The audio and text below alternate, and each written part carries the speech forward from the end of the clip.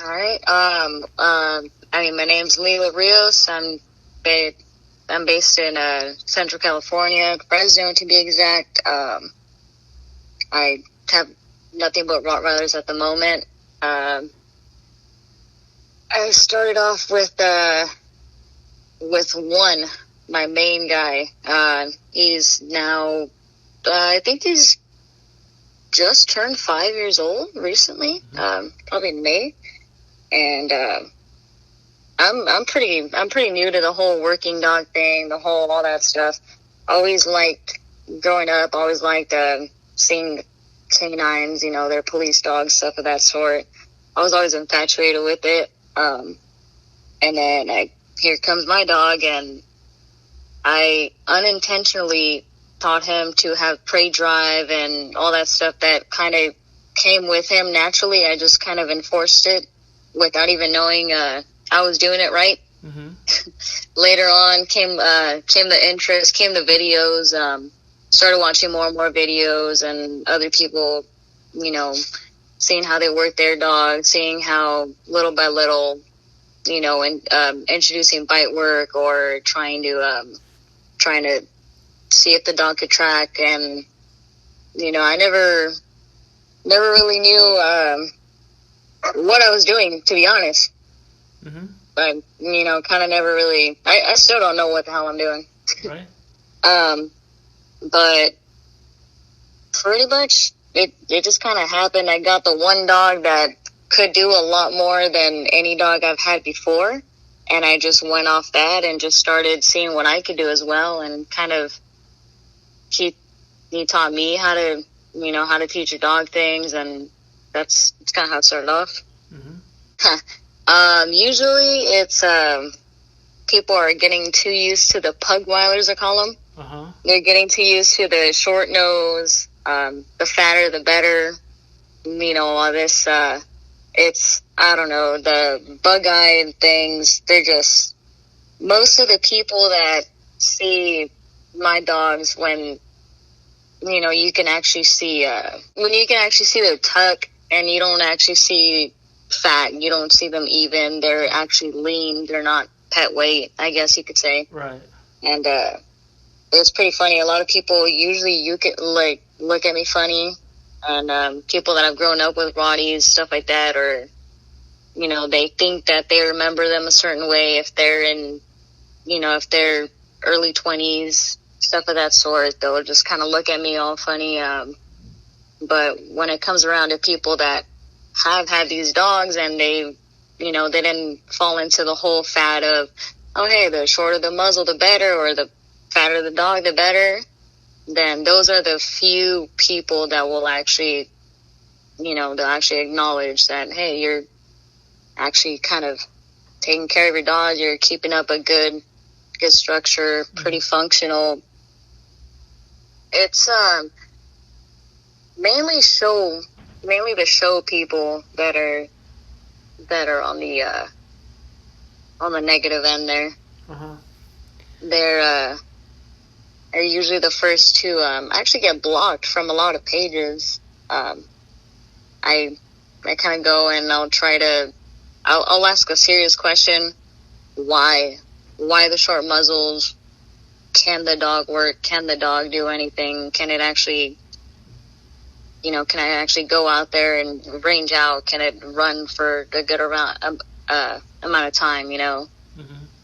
Is it actually, can it do anything other than stand there? Is it actually going to defend your house? It's, I kind of already know that their answer is going to be a no. There's a lot of washed up dogs out there now, especially with the Rotties. They were a lot different when I was growing up. Granted, I'm only 23, Mm-hmm. but granted, even growing up, man, I had a few relatives that had Rotties, and that actually, dude, I was scared of those dogs. Mm-hmm.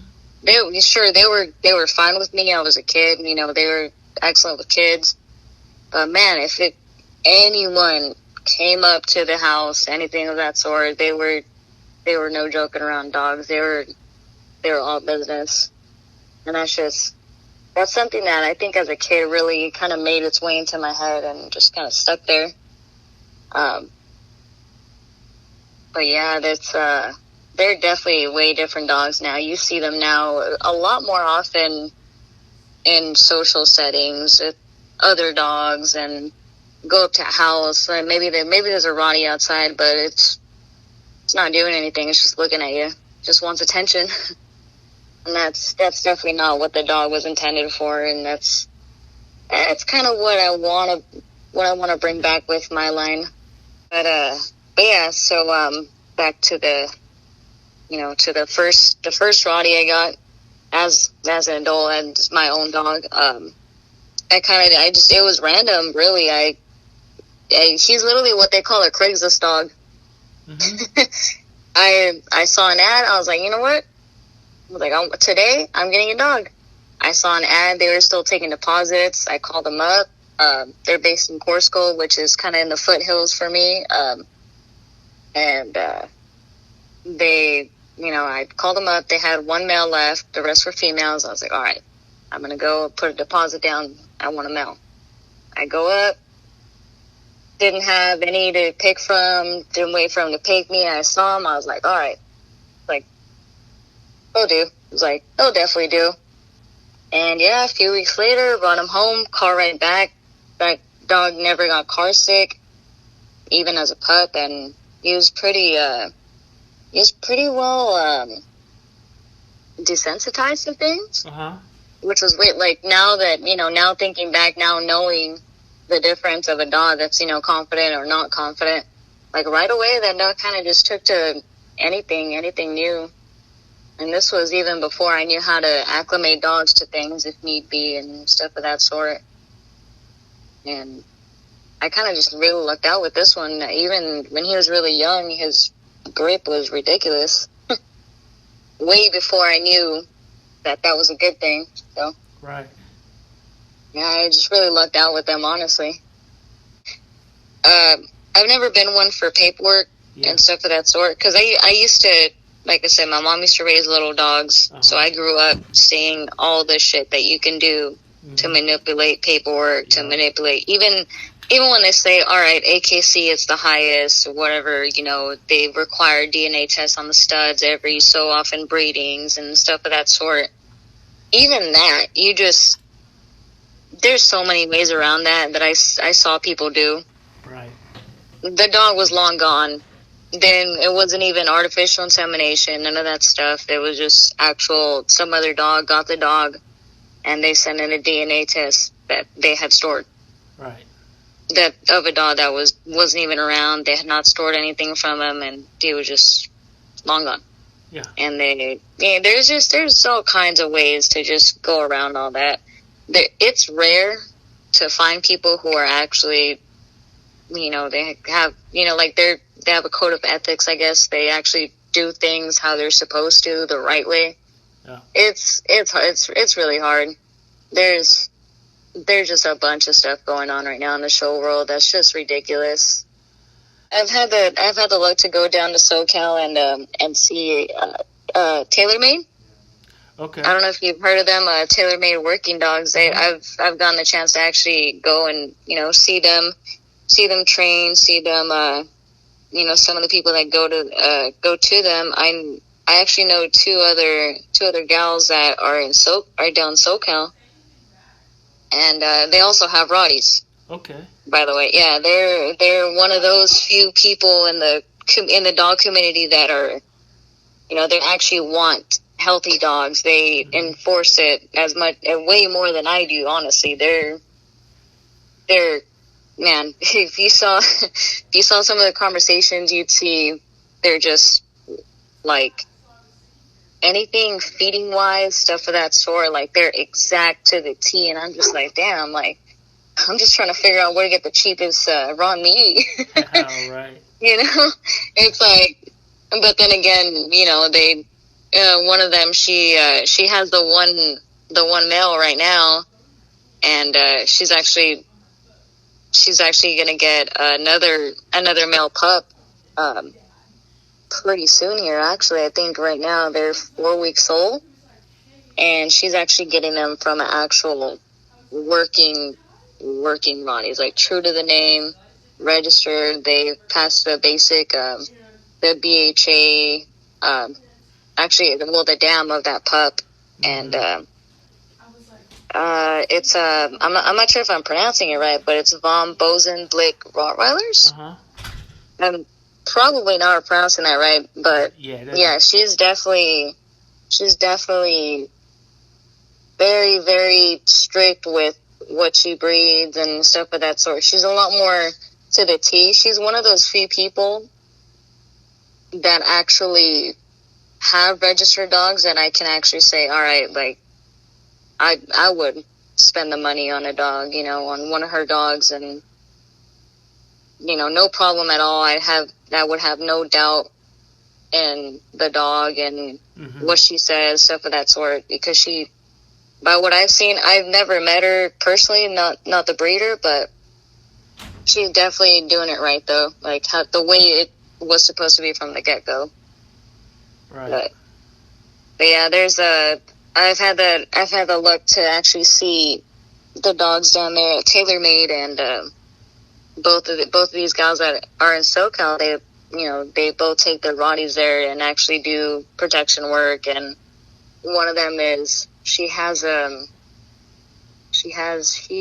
I believe is about to turn a year, or he just turned a year, and his dog's name is Samson. And for a pup, he is huge. He is very, what they call typey. Okay. Good head to muzzle ratio, good body on him. He definitely has a weight behind him.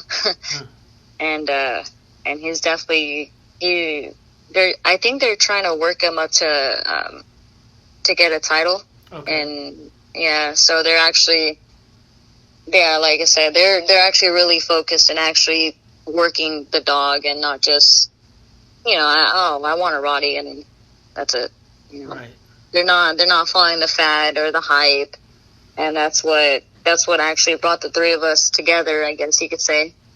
The fact that we actually appreciated the fact that we have, you know, pretty good dogs, and then later on it's like, hey, these are the only people I associate with in the Rottie world so far, so. But literally anyone can look at history of dogs and just look at what they were, you know, and what people were focused on, and keeping it a certain way and all that stuff. And that's kind of what I go off of with my guys, to be honest. I've never been one to follow what, you know, like, oh, hey, now all of a sudden there's a recessive gene showing up in the Rotties for long hair. And people keep breeding those instead of, you know, cutting it out of the line, you know, completely. You have your chocolate and tan, or your reds, whatever you want to call them. And again, that's, you know, we shouldn't focus too much on color, but most of the time those dogs aren't really doing much. They kind of just, they look pretty. Right. And that's about it. And that's, you know, that's another factor that should be, you know, it should definitely be cut out of the program of wherever that dog is, you know? Right. That's actually got rid of, or I didn't get rid of, but I mean, I placed her with an old guy, a senior. He just wanted a companion dog. It's actually sibling to one of my keepers here. The only male out of my two litters with my pair made his way back to me for being too much dog to handle. You know, they didn't really know what they knew what they were getting into, but they didn't commit to the dog. Right. So I ended up buying him back. They didn't just give him back. They were like, nah, we want our money back. I was like, well, I mean, I want the dog, so regardless, I'd rather get the dog back than, you know, and him end up somewhere where more than likely he would have ended up eventually at the pound and put down for being dog aggressive or people aggressive, when it took me less than a week to correct anything that was kind of meh. Like he was a big puller, and they didn't like that. He jumped on people. He was basically a real alpha of the family in that scenario. He got here within 2-3 days. He wasn't jumping. He learned his place.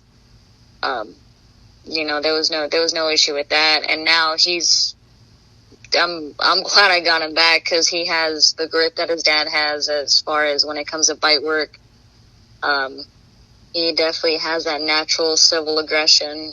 And that's something that his sister that I had kept from that litter from the very beginning. She didn't have that natural aggression, or that willingness to even defend the house or even give any kind of alert bark at all. It was, she was a weird one. So, I just kind of got her fixed, and I was like, all right, well, she's very well trained, well mannered, she's calm. I taught her basic obedience, so I basically set the guy up with a free trained dog. That's awesome. And so now she's over there hanging out, living her best life, and just, and now I got this guy that I'm glad that I brought back in, and hopefully it doesn't work out that way with this other pup that I'm keeping from this recent litter. It's definitely, she's already very different and already has that natural aloofness of strangers, which it's definitely a plus here. But yeah, you have to, if you have a belief, if you're going for a certain standard of, in your dogs, especially if you're trying to get a dog to what you say is, back to its original, back to how protective they were and all that stuff. You got to be willing, to cut back on a dog or two. You have to be willing to go through the time. She was a year when I placed her. So a whole year, it could have been put into a good dog, but, it is what it is. And I realized so far it's not going to be my first time. I already know it. And, it's just, that's something that people aren't willing to sacrifice as far as bringing a line to what they want it to. I have no problem giving away a dog or two if I have to at the end of it. Yeah. I have one from this last litter. She's about 5 months, and she's not a keeper. She's not going to be part of the breeding program unless at some point she kind of does some freakish attitude change. But she's still hanging out. Whoever asks for her wants to breed her they want something. They have a ridiculous expectation, and I'm just upfront with them, and I'll tell them, no, she's a pet. She could be a guard dog at some point, when she matures, possibly, but there's no guarantee with her. And I'm just kind of hanging on to her until someone actually just wants a pet, but even at that, I'm not, I still don't want with her, it's just money kind of going into it, but I mean, that's fine. That she's healthy, she's hanging out, and eventually she's going to make someone happy whenever, the right person comes along for her. But even at that, I'm not even charging for her anymore, but I'm just waiting for the right person to actually, all right, you're responsible enough for her. But definitely, I definitely know what you're talking about, though. There's a lot of people out there that I've seen in my age group or around it, and they just, they still want to charge an arm and a leg for a dog that they know they don't want, or they'll just kind of get rid of the dog and kind of just go drop it off somewhere. And best of luck to you. And that's just, I mean, a dog's a dog at the end of the day. Yeah. It's good. There's nothing else that's really that loyal for a companion that could, like I said, could at one point make somebody really happy. Then, it always makes me feel good whenever people that I've given dogs to or sold dogs to, stuff of that sort. It it's always a good feeling when they come back and they say, oh, hey, like, this is the best dog I've ever had. Mm-hmm. Like, damn, like, that's good.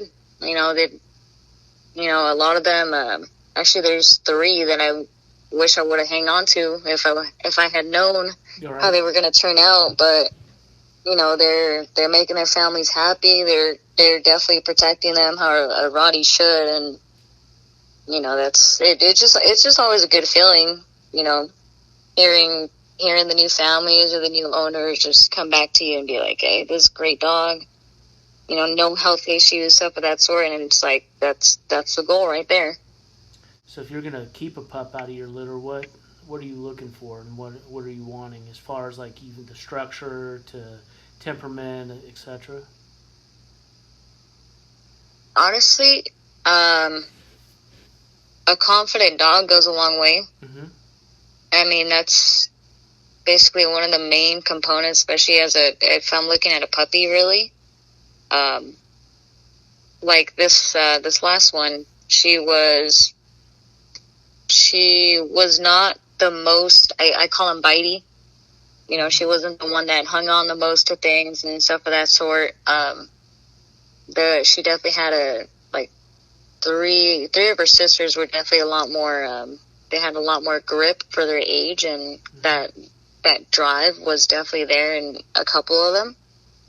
But it's the drive, you know, if they have at least some interest in it, if their confidence overtakes it, you know, stuff of that sort. But mainly it'd have to be a really confident dog.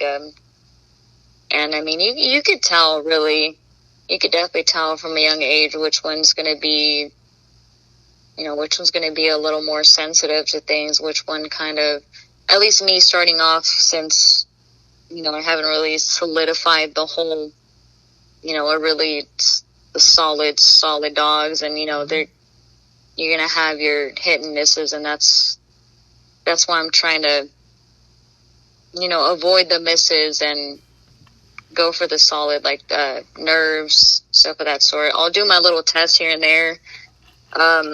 While they're going up, when they're eating, when I start to actually feed them, I'll do these little tests. I'll smack my hand on the table. I'll put coins in a jar, stuff of that sort. Mm-hmm. Just things that benefits them in the long run, mm-hmm. but to kind of test out which one's going to react from the get-go, from the very beginning, which one behaves what way.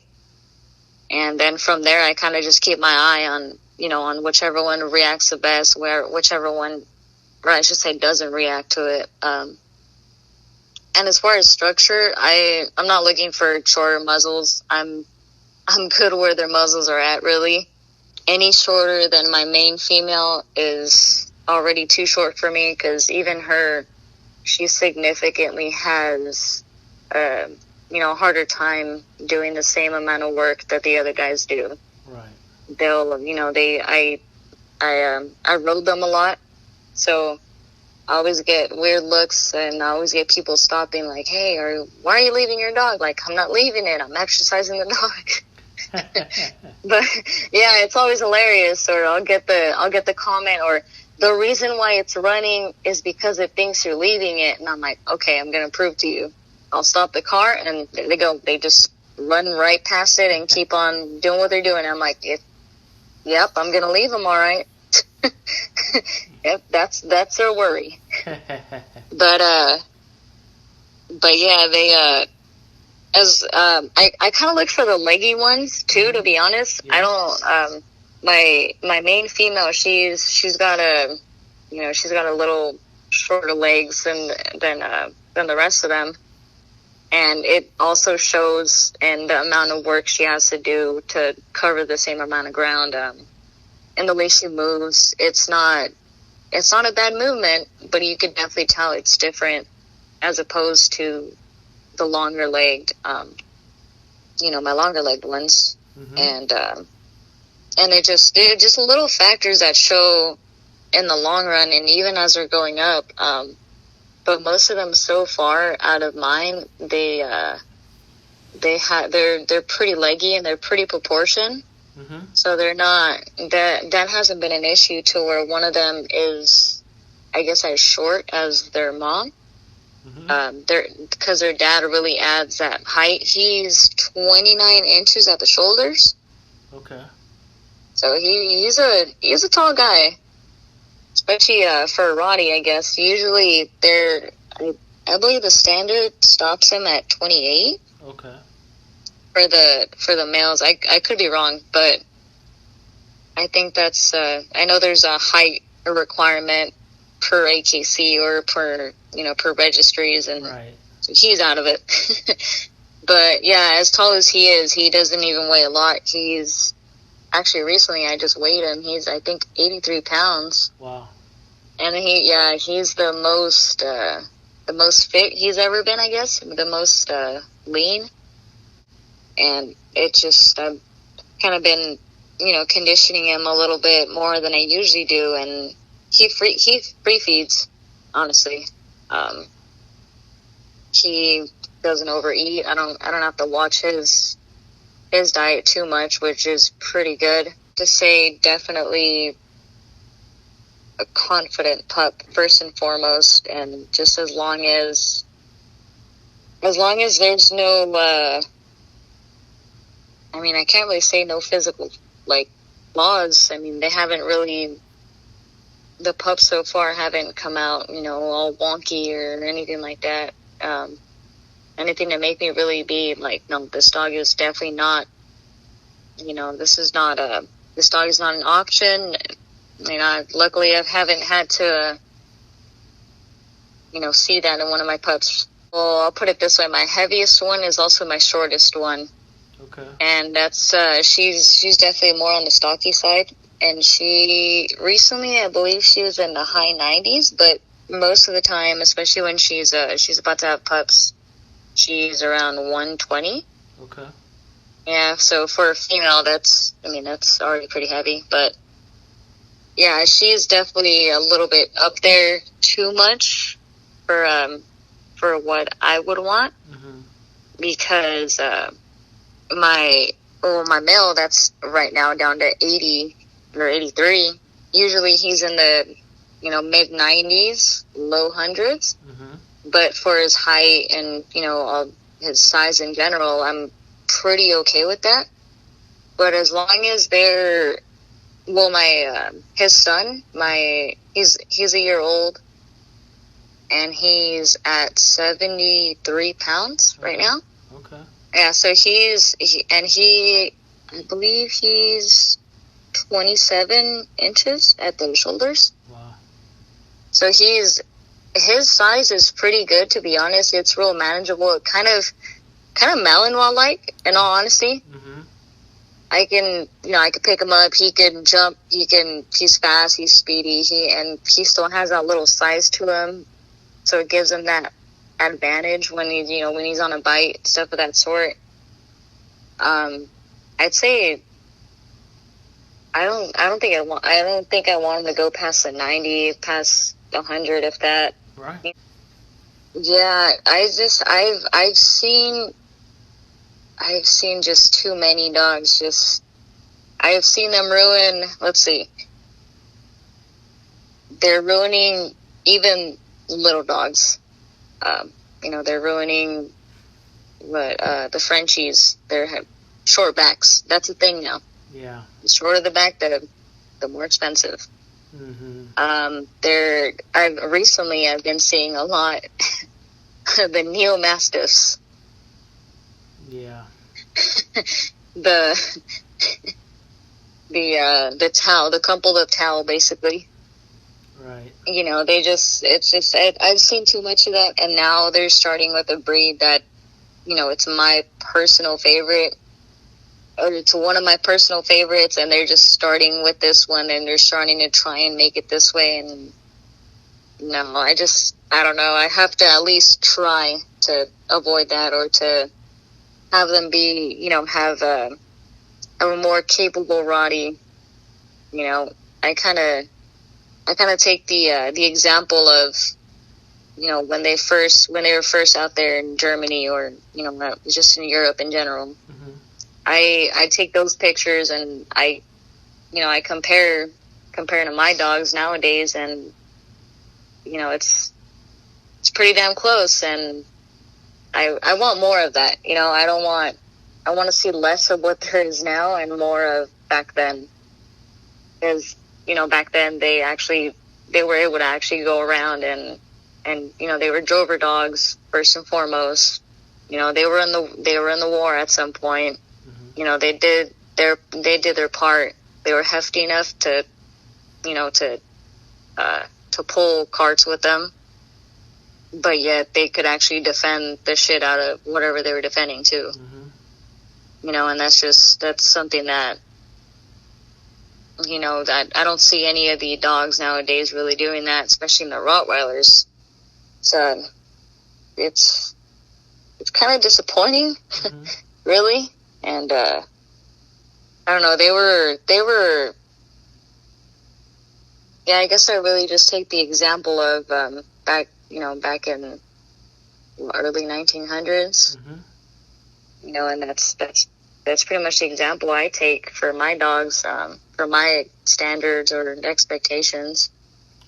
They were mainly lean.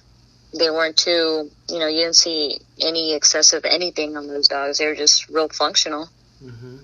I believe it might be a little it might not be accurate, but I'm pretty sure it's real hard to come about more than what there is. More like we go in depth to the to the history, but I mean it's the basic history. They originated in what is a town called Rottweil, mm-hmm.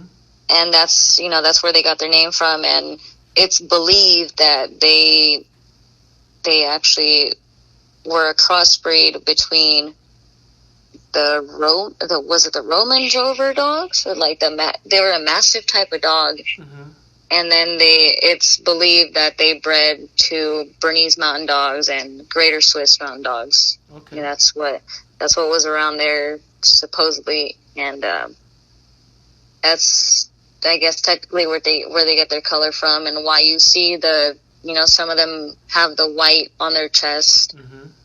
And it's just if you actually go and you look at some of the Greater Swiss Mountain Dogs, it's and if you get the chance, compare a lean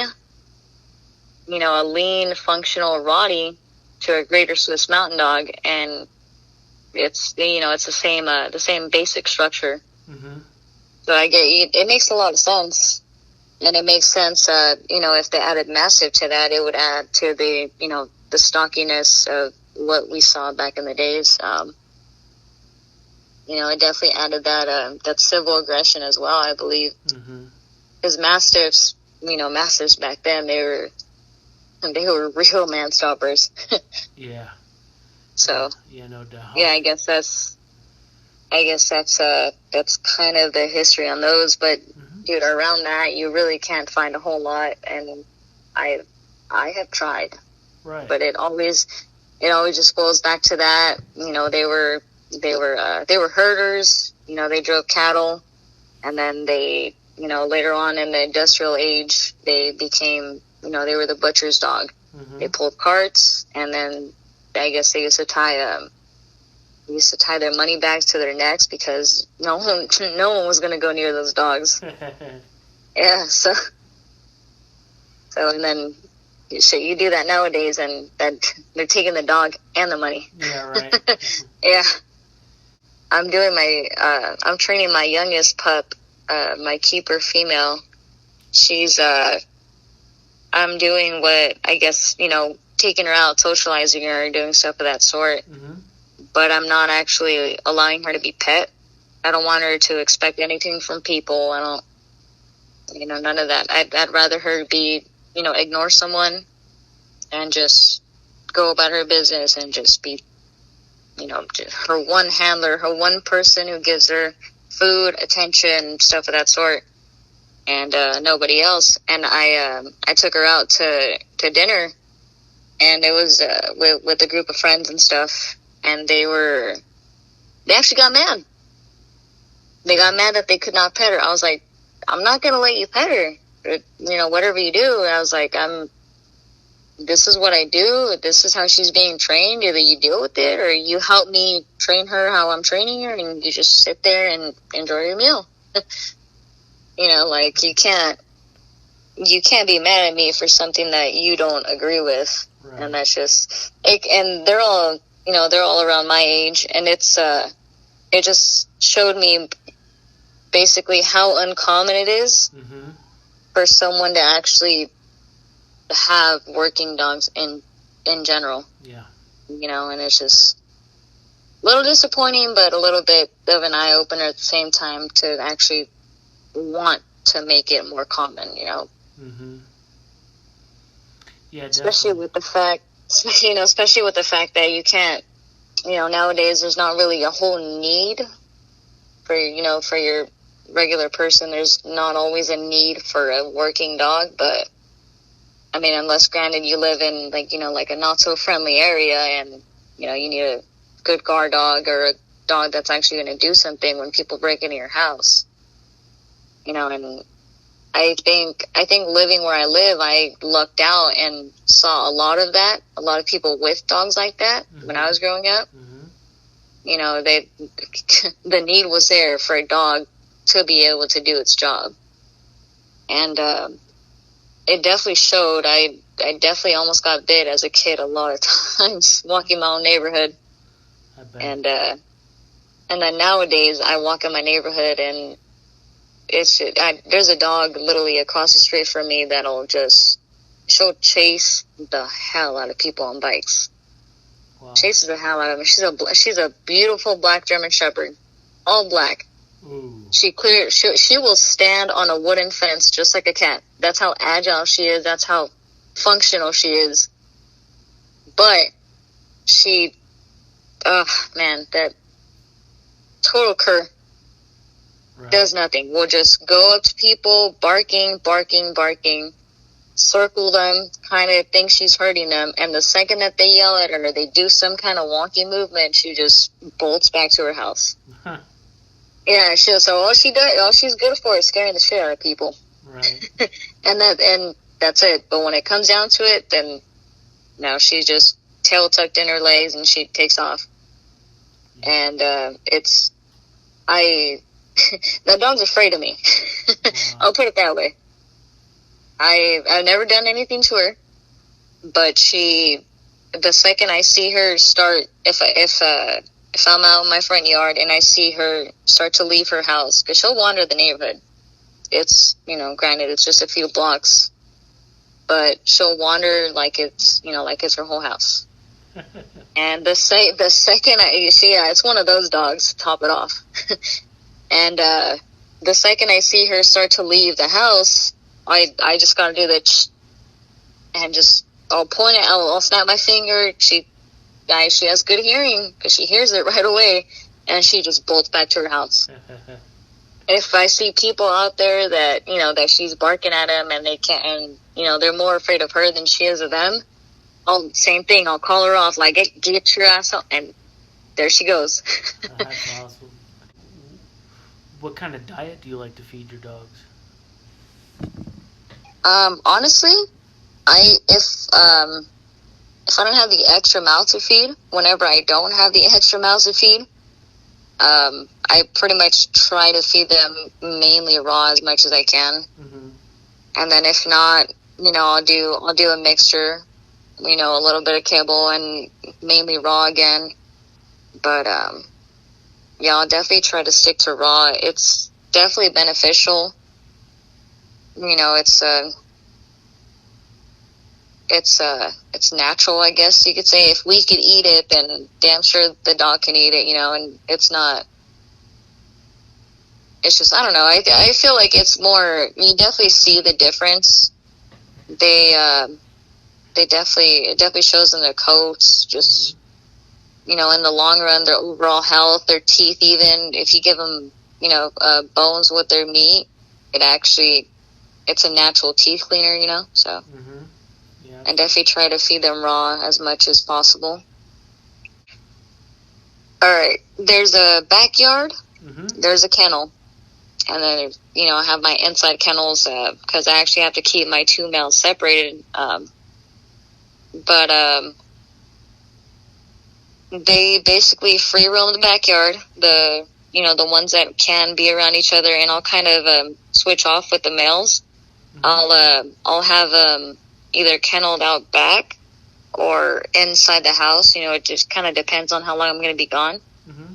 But I'll kind of transition between the 2 males. I'll, one day one gets kenneled for the day until I'm here, and then he gets out front or out back, and I'll kind of just switch them off. But I pretty much kind of let them do their job and kind of expect them to watch the house for me when I'm gone, because how good is a kennel dog, Right.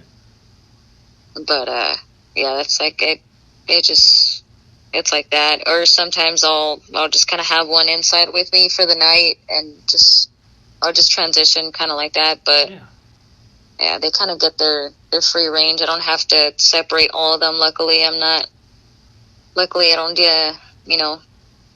have those kind of dogs that you have to have them tied out and separately. Right. Yeah, most definitely. Like I give props to people who actually breed the true game dogs, because that's definitely a lot of upkeep, keeping them separate, and making sure their chains are good, their house is good, their area is clean, all that stuff. And it's just it's just a lot of upkeep. I give them props. Yeah, no doubt. And then on top of that, the barking. Yeah, right. Because that isn't for sure. If your dog is game, that is definitely going to be a thing, and that's another thing. Right. So where do you think your passion came from? Do you have any mentors, or was it from your mom just breeding dogs and it kind of fascinated you? Or honestly, I really have no idea. It's just more of a I don't know. As a kid, I liked the hell out of dogs. Mm-hmm. I guess that first Ronnie did make an impression on me, I suppose. I think I might have been 7 or 8 when I had that dog, and it was just, I don't know, that dog, he was real, like, that I could walk by myself at that age in a not so friendly neighborhood, and, with strict parents and for that sort, they would allow me to walk with that dog. And little kid, big old Roddy. Yeah. And, no one would come near me. And on top of that dog was, I'm not kidding on this one, that dog was extremely civil aggressive. This is back when I had no idea what training was for cop dogs. When I grew up calling them cop dogs all the time. They were just, never knew they were canines, never knew, I always knew they were German Shepherds. I would always have actually, I remember as a kid, I actually had the little figures, the little dog figures, the little dog toys. Yeah. It was a Roddy, a Wolf, and a German Shepherd. Those are my 3 favorite. And you know what? And actually, there was a pit bull in there, and they were the ones that were lunging. So the Roddy and the pit bull would, they were lunging and like mouth wide open, and those are my favorite. That's awesome. So I don't know. I guess I've always just had, I don't know. I've always had a thing for a dog that was, you're scared of it basically. Mm-hmm. If you're not its owner, you got a reason to be scared of it. But yeah, I can't say it came from my parents, but it came from somewhere. Right. I used to watch a lot of the dog movies back in the days, like, what was it? There's a lot of the sled dog movies, actually. Right. I like, I don't know, I just always liked a dog that was capable of doing something. Even as a kid, I just liked the fact that, oh, hey, I can actually do more than just kind of hang out. Like, that's cool. And then just later on, I just started learning more and more, and I would watch, I would watch the shit out of, canines just taking someone down, and they just kind of, the idea really got embedded once I got a Rottie of, bringing this back and looking into it more and more. And, they were used for this, and it just, I don't know, like, I'd like to see more Rotties back in, with these jobs, how they used to have. And that's just kind of the idea I have now, and that I'm pretty much set on. Pretty much like a sponge. I'm so new to this. I'm, maybe a few years in, and I'm still nowhere near knowing as much as I want. And pretty much every day you learn something new with dogs. Mm-hmm. They're either it does something different, or you do something different as far as, let's just say prey drive building, or it just pretty much just little things in general that eventually add up to the big picture. It just pretty much every day is something else. And even that, there's a couple people out there that have definitely given me pointers. There's a fellow that has a really good Rottweiler as well. His name's Danny Chalmers. I'm pretty sure I'm not pronouncing that right, but he's out in the UK, I believe. Mm-hmm. Somewhere out there in just Europe. Mm-hmm. I'm just gonna go and say that. But yeah, he definitely has a really solid dog, and he actually got a hold of a really good female as well, and he bred them and has a pup that's, I think, a month or two older than my keeper at the moment, and he's given me a lot of pointers, and the girls that are down in SoCal, he's given us a lot of pointers on a thing or two, and that's eventually who I'll be outbreeding from here, a good female to that male. That was actually supposed to happen this last breeding, but the whole overseas thing and AI and all that stuff, it kind of got a little complicated. Needed more planning behind it. So yeah, but that's definitely a male that's true to the Rottie name. He's super functional body, super. They do security, and I believe he's titled. I'm not too sure, but I'm not too sure if he's even registered as well, but it's a Rottie that's true to what the Rottie's supposed to be. Mm-hmm. But yeah, there's a lot of people that have helped me, giving me pointers, especially because of social media, honestly, and that's the advantage as well that we have nowadays. I don't think I have anyone near me that has given me, advice. Everyone's either hours away or states away or whole country. Right.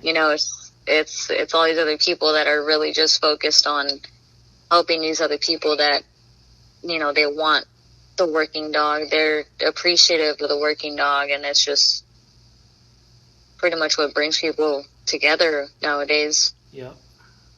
But yeah. Do you go through any registry, or you just don't worry about it? I really don't worry about it, honestly. I was thinking about just doing, your basic CKC, and just to have an actual paperwork record of, of the dogs as the lines go on further down the road. Mm-hmm. So that way it's a little more backed up, I guess, on paper. Mm-hmm. And that way you see what goes where, later on down the line. But that's it's not really a priority. Mm-hmm. My original pair, actually, one parent was registered, one wasn't, for both of them. So, I'm not really, even when I was getting them, I wasn't really concerned for it. And the pup looked good to me, the parents looked good to me. The dog was pretty solid. That was good enough for me. Right. And it turns out it was a good choice too. So. Right. Yeah. Yeah. Don't let the good Rotties out there. They don't let them do what they're supposed to do. Right. That's That's what I believe as well, too. A lot of them have gone into the wrong hands that did the wrong thing with them. What would you say your favorite breeds are besides the Rottweiler? Oof.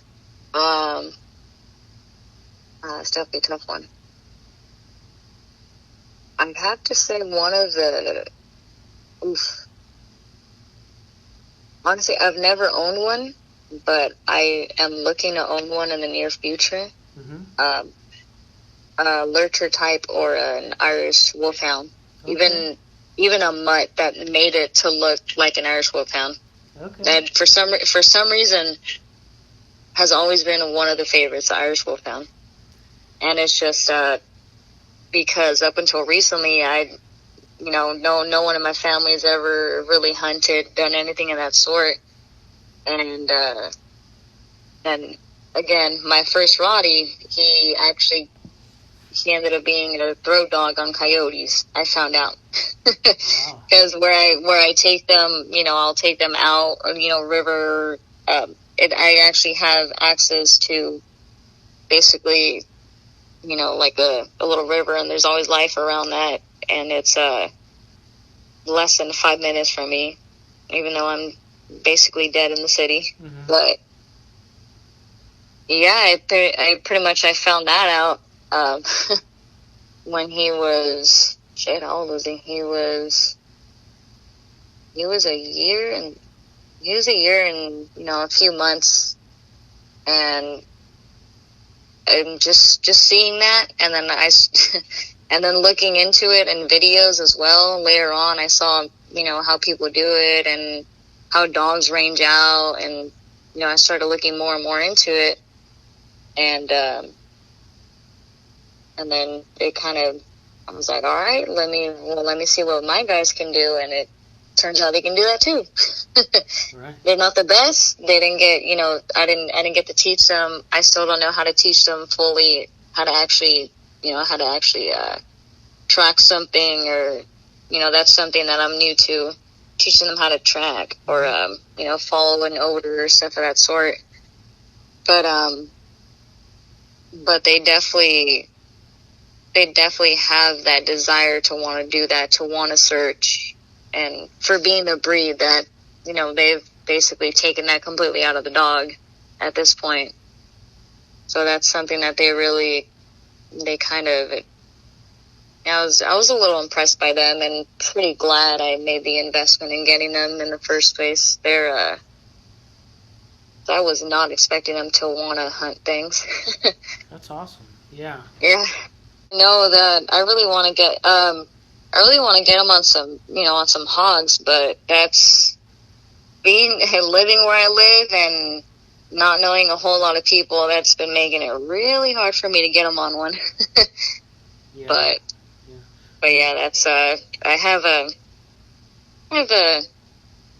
pretty high expectation for him when they do finally get to see one. I have no doubt that he'll be a pretty good dog on the one, because that dog doesn't let go when he has something. No, that's awesome. Yeah, so I don't know. You might be a good catch dog. You might not be. This is only one way to find that one out, but yeah, that's something that I've only heard of two.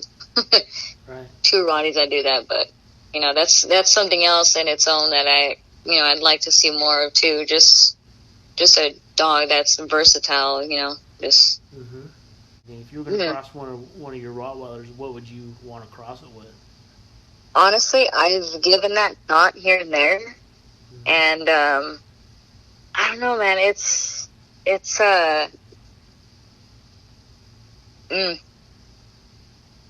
There's really, if anything, it really depends on what I would be wanting out of the dog more. What I would want to, what I'd want to enhance, I guess. Either whether it be a more civil, aggressive dog, or a more dog that's going to use its nose more for, let's say, hunting or something of that sort. Or if I want a for sure catch dog or just a dog fast enough to, to catch squirrels or stuff of that sort. Because right now they can only catch feral cats. Mm-hmm. Right. It really depends on what, on which one I'd be going for. If I was going for a more civil, aggressive dog, I honestly think I'd have to go for probably what's the new one nowadays? The band dog. Okay. That's a completely entire cross in its own that people are just focused on mainly more civil aggressive that I've seen more commonly. That's what they're trying to breed into it, and they're usually big dogs. They're usually around the size that my guys are, and similar structure. Usually they come out looking like like functional King Corsos. Mm-hmm. Usually, they obviously, depending on who you're going to, stuff like that, they're going to look different. They're going to have their own breeds in them and stuff of that sort. But yeah, if it's for like a more man aggressive dog, I'd definitely have to go for a specific breed that I've gone into a certain band dog. And there's a few breeders out there that have what I would breed to, actually. And there's one specific that I would breed to, and that's because the dogs happen to almost look like a Rottweiler, but just all black. So that's definitely, it'd be a lot easier to, I guess, bring it back into looking like a Rottie again. Your typical black and tan. Mm-hmm. But if it was more of a, a more gamey, more catch dog kind of deal, I've kind of toyed around with the idea of maybe even a Dogo Argentino, mm-hmm. just because that's their thing. And there's actually a few people here in California that I know of that actually have Dogos, and they actually go out and do what they were meant to do. Mm-hmm. So that would be an option for that. And I guess if it were more of a speedy kind of cross, I'd probably do a lurcher. I wouldn't do just greyhound. I'd definitely do a lurcher. Yeah. And definitely something for sure speedy, but even then I feel like it'd still be too slow for a small game. At least that Roddy would be too strong in them, and they just have, I just feel like that wouldn't work out in my favor as well as I think it would. So that's I don't think that really be something I would go for now that I think about it. But yeah, there's just I believe outcrossing is definitely a good thing. But it's, you got to do it right. You can't have you can't outcross or do a breeding where you're basically, or like nowadays you have your Corgi Husky or your Pomeranian Husky, that there's no way in hell that would happen, naturally. Yeah. Or you have your Doodles. It's like there's these breeds that it's pointless to do them. It's just ridiculous. And then you have, for example, there's a couple people out there with bull terriers that, they're trying to bring it back from the lamb head, and they're trying to actually add, the head how it used to be. Yeah. Not that exaggerated shape, and not, I've seen a lot of crosses out there recently that they look really good. They're definitely getting far with them, thankfully. I don't know. It's just awesome to see all kinds of people bringing back breeds to what they're supposed to do, or keeping up with it. Like even hounds. Like there's just, typically around here, I see a hound and right away I'm like, all right, what do you do with it? And they're like, oh, it's a pet. I'm just like, really? all those years of breeding and selective breeding and, getting the best traits out of the dogs for it to sit on the couch. Yeah. Come on. Yeah. What's your thought on dock tails with the Rottweiler? On that one, I have yet to own. Well, actually, when I was a kid, the first Rottie had a tail, but that's something that I'm gonna start doing is leaving the tails. Mm-hmm. Because it was mainly, I just grew up with that idea. I've always seen it. It's the thing to do. There was really no. It was more like a sort of like a lack of knowledge and just kind of staying in that headspace, really. Mm-hmm. I wouldn't I know it affects their balance, stuff of that sort, but I feel like they adapt. They adapt growing up without it. They adapt to what they have and they balance with what they have.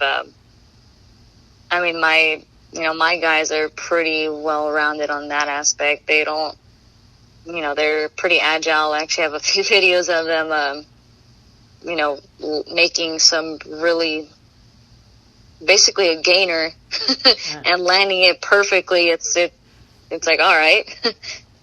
And, I don't know, I kind of want to see the difference firsthand of those that have the tails and those that don't. So that's something that I'm going to start doing is leaving the tails on them. But,